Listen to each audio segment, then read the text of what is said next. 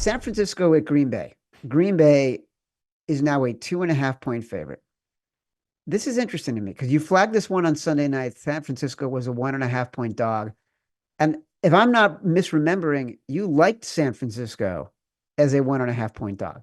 Yeah, I thought it'd be a nice buy low spot, but obviously with the Purdy injury, it's different. Like he's got a bad shoulder, you know. If he's out, like yeah, like I almost cheated and made this Simon Says because it's like why not grab this number now? Because if he is out, this goes way up, right? This goes up to 4 or 5, maybe even 6 if Purdy's out of this matchup. So yeah, it was just a game I liked because I was like I could see this line flip. It would be a nice buy low spot on this 49ers team. But yeah, with that news, I've only made 2 bets right now in this game. That's just been on Green Bay. I bet him when it was 2. Bet him when again I got 2.5 because I thought, okay, this might keep going up if Purdy's out.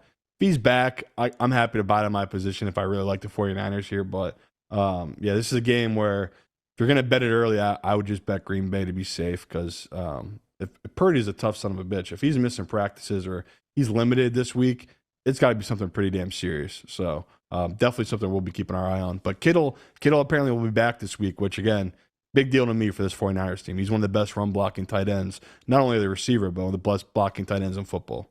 Yeah, but what about Nick Bosa? Like, I don't know, but I watched the I don't think he's going to play. I watched the Nick Bosa post game, and he looked like someone had run over his dog. Like he was answering the questions.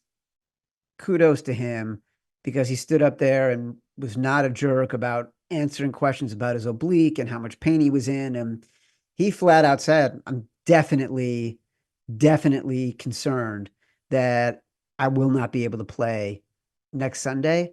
And I felt like, and anybody watching that game could see what a massive difference between when he was in and what Geno Smith could do and when he was out. And Geno Smith drives the length of the field and scores the game-winning touchdown. So that's another that's also huge one. We joke that's just been Geno this year. Like he does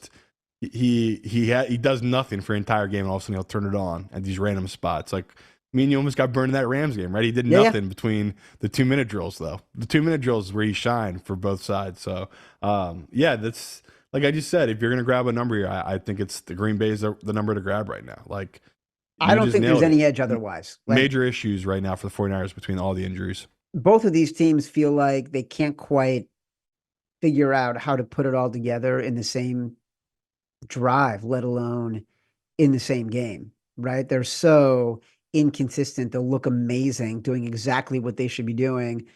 And then they'll have a random mistake that kills a drive. It's an interception. It's a fumble. It's a holding. It's something stupid. And they're stalled at the 42-yard line and they miss a field goal, right? And so I'm a little nervous about both of these teams. With the injuries, I'd favor the Packers.